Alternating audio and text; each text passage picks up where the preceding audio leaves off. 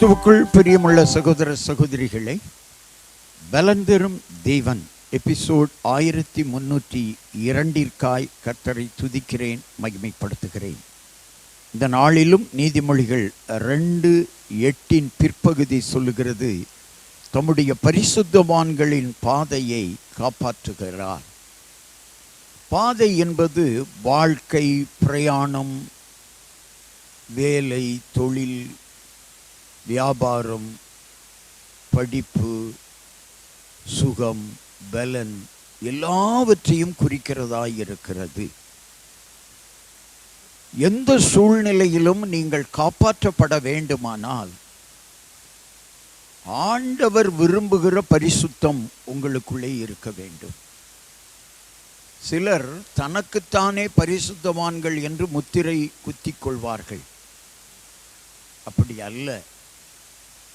தேவனுக்கு முன்பதாக பரிசுத்தமாய் இருக்க வேண்டும்.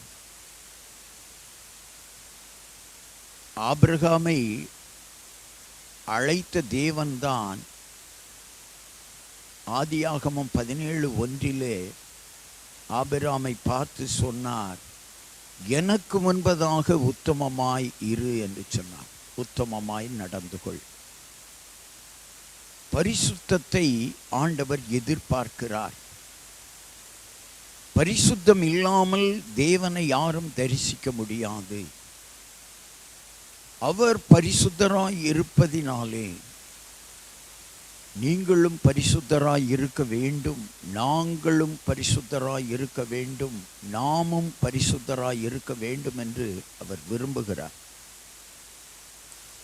எனவே பரிசுத்தமாய் வாழுகிற சகோதரனை, சகோதரியை, பிள்ளைகளை கர்த்தர் காப்பாற்றுகிறார். பாதுகாப்பற்ற, காப்பாற்ற முடியாத சூழ்நிலையில் நீ வாழ்ந்து கொண்டிருந்தாலும் நீ பரிசுத்தமாய் மாறுவீர்களானால், நீங்கள் பரிசுத்தமாய் வாழுவீர்களானால் காப்பாற்றப்படுவீர்கள். கண்களை மூடி ஜெபிக்கலாம். எங்களை நேசிக்கிற நல்ல தகப்பனே, பரிசுத்தமாய் வாழுகிற ஒவ்வொருவரையும் நீர் பாதுகாக்கிறீர், காப்பாற்றுகிறீர். ஐயோ, என் வாழ்க்கையிலே பாதுகாப்பில்லை, என் தொழிலிலே, வியாபாரத்திலே நஷ்டங்கள் காணப்படுகிறது என்று கலங்கி நிற்கிற மகனே, மகளே, நீ காப்பாற்றப்படுவதற்கு, பாதுகாக்கப்படுவதற்கு பரிசுத்தமாய் வாழ வேண்டும். பரிசுத்தமாய் வாழுங்கள்.